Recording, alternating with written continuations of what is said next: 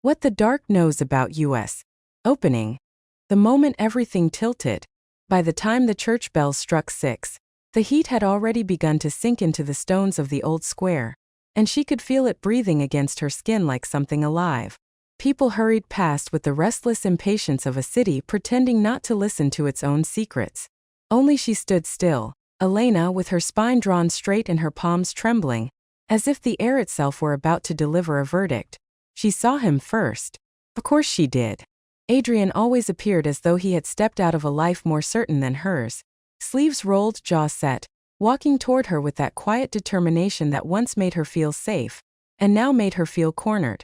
His eyes flicked to her mouth, then to the hand she kept hidden behind her skirt, and she knew he could sense it. The wrongness, the shift, the fracture widening under the surface. But she didn't look away. She couldn't afford to. Because just behind him, a heartbeat later, emerged the shadow she had been praying, foolishly, wouldn't come. Marko. Late as always, but devastating in that effortless way he carried himself, like every room bent slightly toward him without his asking. His gaze swept the square with a predator's patience until it landed on her, lingering just long enough to undo the last 3 promises she'd made to herself on the walk here. Her breath snagged. A tiny betrayal, but she felt it. And she knew Adrian noticed it too. The air thickened. The bells stopped. The crowd blurred. 3 people, 1 square, 1 second in time so sharp it could cut. Elena, Adrian said first. Her name low, steady, a warning disguised as tenderness. Marko reached them then, his smile restrained but confident, his fingers brushing, deliberately, her wrist as he passed behind her. You didn't start without me, I hope. Adrian's jaw tightened. Elena's pulse tripped. The city held its breath. And she understood, with a clarity that felt like fear wearing the mask of desire, that this moment, this impossible geometry of the 3 of them, was going to change everything. That nothing she chose here would be clean. That love, once split, never healed into its original shape. She wished, for a quiet, cowardly second, that she could walk away. But Adrian was watching. And Marko was waiting. And her heart, traitorous, furious thing, was leaning in 2 different directions at once. Opening. The first crack in the night. The night had not yet fallen, but the city was already dimming, as though bracing itself for something it didn't want to witness. A storm had passed earlier, brief, violent, almost eager, and it left behind a strange stillness, the kind that seemed to warn that nothing was finished, only paused. Elena stood alone near the edge of the square, where the light from the last working street lamp flickered like a failing pulse. She hadn't meant to come early. She hadn't meant to come at all. But guilt is a loyal creature. It drags you exactly where you least want to be. She sensed Adrian before she saw him. His presence always entered a space like a temperature drop. Subtle, chilling, inevitable. When he stepped into the lamplight, his face looked carved from the same stone the city was built on. Cold, old, carrying too many stories in too few lines. His eyes moved over her with a terrible gentleness, the kind that makes you feel seen and accused at the same time. You came, he said.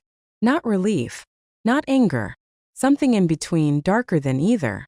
Elena opened her mouth to speak, but then, footsteps. Slow. Confident. Too familiar. Marko.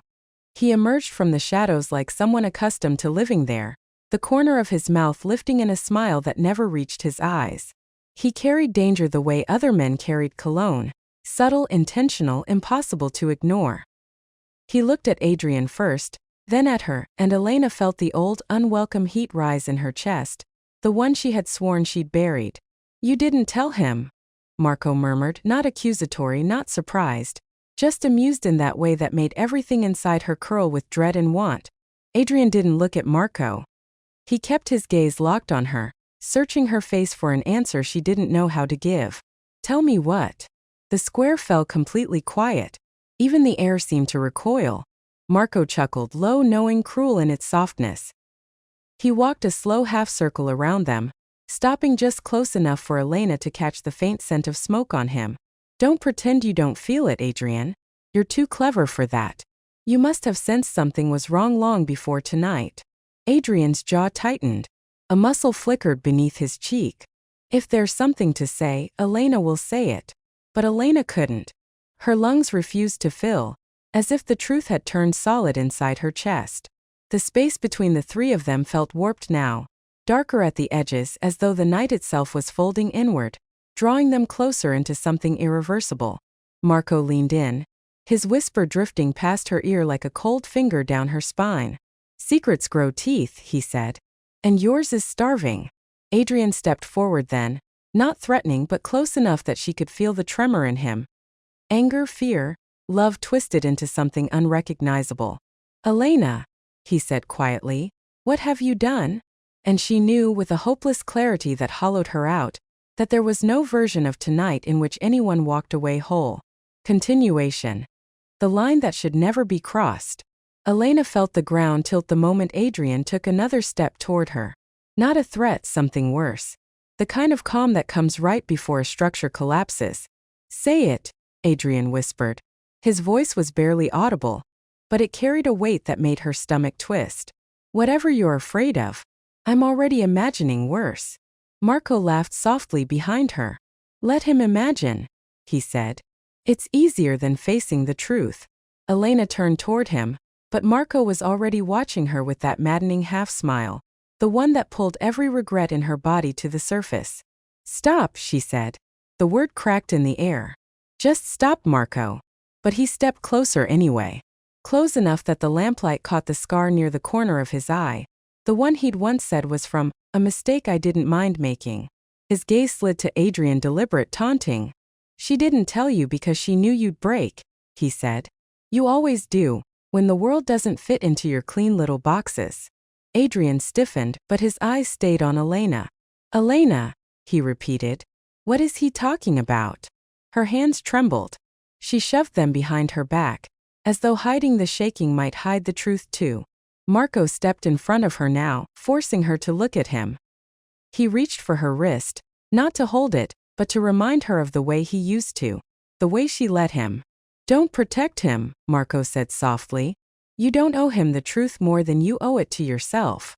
Adrian moved instantly, not violent but swift, a flash of a man pushed past his last line of patience. He gripped Marko's wrist with a force that shocked even himself. "Don't touch her." The square went silent again, but this time it felt alive, electric, humming, dangerous. Marko's smile didn't falter. "Why?" he said. "Afraid she'll remember what it felt like?"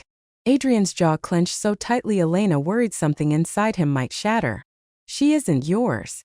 Marko leaned in until his breath skimmed Adrian's cheek. "Isn't she?" The question hung there, poisonous and precise. Elena felt her spine go cold. She stepped between them, palms raised, her voice trembling. "Stop it. Both of you." But neither man stepped back. Adrian broke first, not with anger, but with something far more unsettling. His voice dropped, almost pleading. "Elena, answer him." She froze. Marko watched her, his expression unreadable now.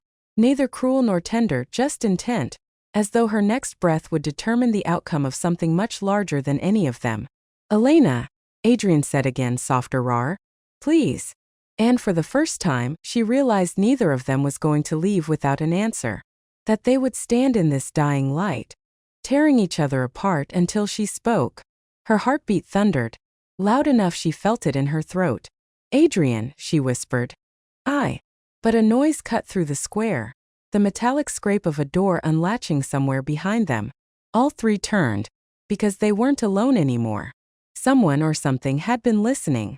And tension, once human, shifted into something else entirely. Continuation. The softest blade. For a moment none of them breathed. The metallic sound faded into silence, leaving behind only the echo of their pounding hearts. But whoever had opened that door did not step out. The darkness stayed still. Elena exhaled shakily, the tension breaking just enough to let something else slip through, warmth. Or maybe weakness.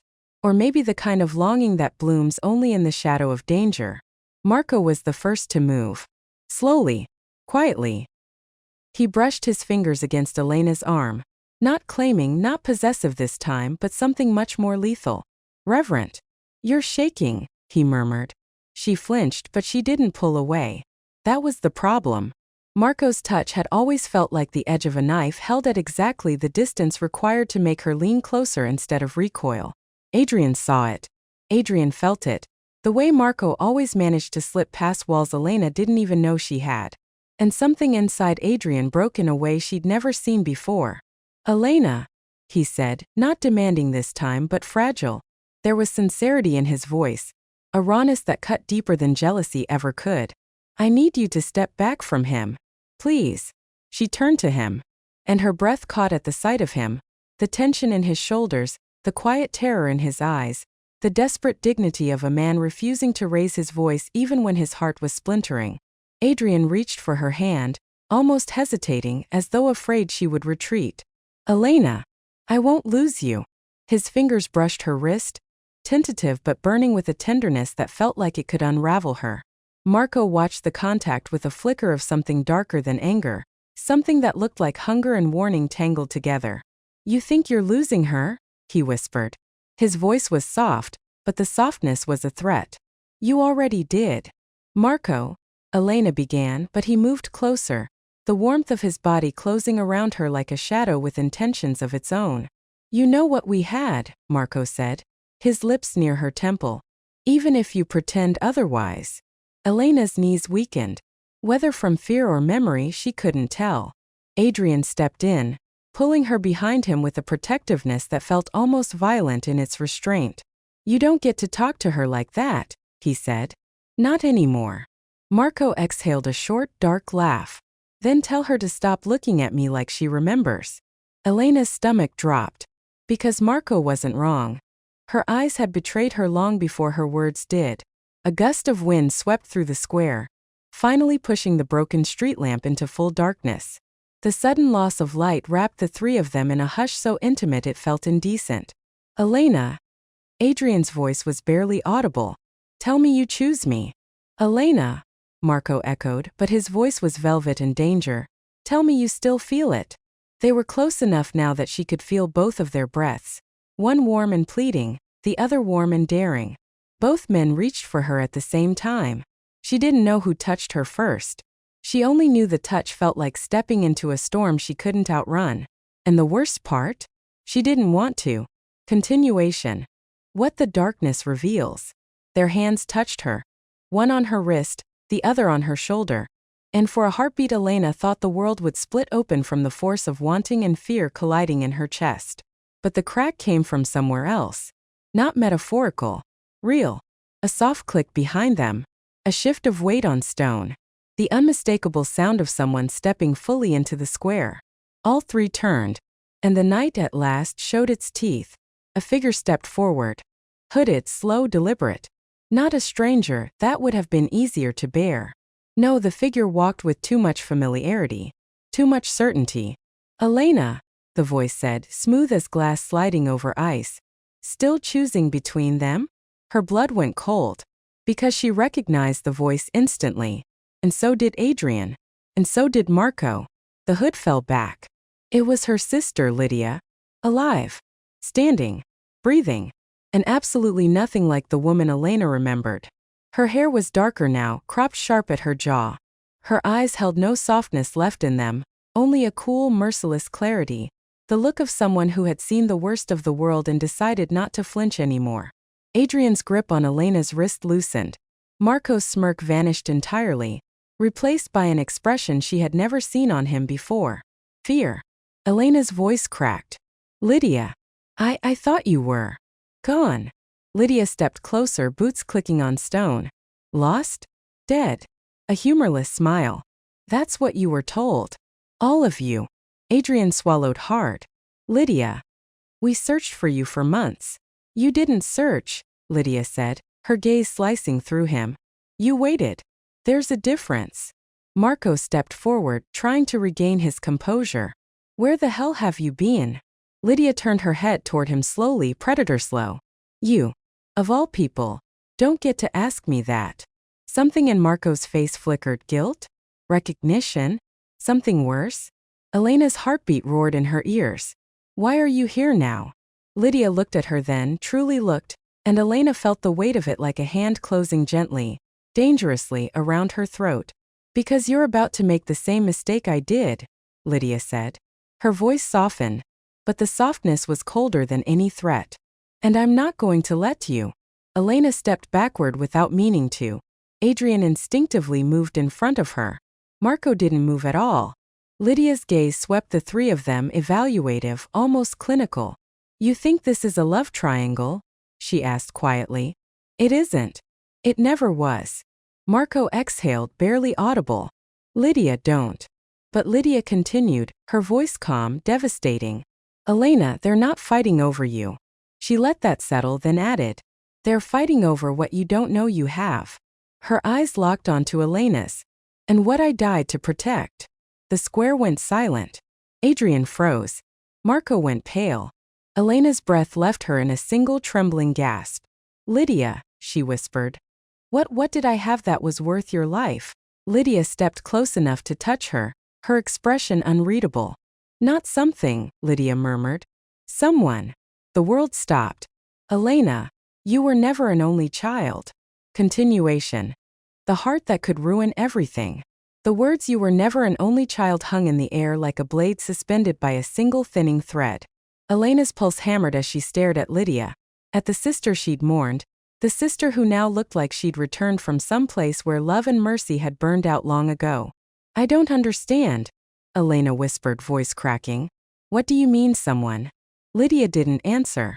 Instead, she stepped forward, closing the distance between them, her movements fluid and precise, the movements of a woman used to danger, shaped by it. Adrian's arm instinctively shifted, protectively barring Lydia's path. Marko's hand drifted to his jacket, fingers brushing where he kept a hidden blade. A silent reflex, a shadow of an old life neither of them had ever fully confessed to Elena. Lydia snorted softly. Oh, relax, boys. If I wanted her dead, I wouldn't do it in front of you. The word struck Adrian like a slap. Elena felt him stiffen beside her. The man who loved her with too much restraint and too much fear, suddenly forced to face a threat he couldn't reason with. Lydia, Adrian murmured. Tell us what you want. Lydia's gaze slid to him, slow and sharp. What I want, she said, is something I lost because of both of you. Both men paled. Elena caught the silent exchange. A flicker of shared guilt that made her stomach twist. What did they do? She whispered. Lydia didn't look at her. She looked at Adrian first, long enough to make his jaw tighten, long enough for old wounds to rise to the surface. Then she turned to Marko and something in the air changed. His breath hitched, subtle but not subtle enough. His eyes softened in a way Elena had never seen, not even when he held her. Marko, Lydia murmured. You knew I wasn't gone. And you didn't come. The words were soft, but they struck with surgical precision. Marko swallowed hard. I couldn't. Lydia stepped closer, her face inches from his, her voice velvet and poison. You always could. You just chose her instead. Elena's breath caught, jealousy and shock tangling in her chest. Lydia, she whispered. Were you? Did you? Lydia finally looked at her. Yes. Before him. Before you. Before everything fell apart. It was Adrian who broke the silence, his voice strained, raw. Lydia, this isn't about the past. Oh, but it is, Lydia said, pivoting toward him with sudden intensity. You loved her, she hissed. Both of you. And while you were busy trying not to destroy each other, I was the one who paid the price. Elena stepped forward, desperate. Lydia, please, I didn't know. You were never supposed to know, Lydia breathed. You were supposed to live quietly, safely. Away from this. From us, the unspoken word hung between them. Then, too fast, too smooth. Lydia reached out and grabbed Elena's chin between her fingertips, tilting her face upward. The touch was gentle, but it held the promise of violence just beneath the surface. Elena, she whispered, her breath brushing Elena's lips. You have his blood, the child they kept from you, the one they thought you were too fragile to learn about, the one I failed to save. Adrian inhaled sharply.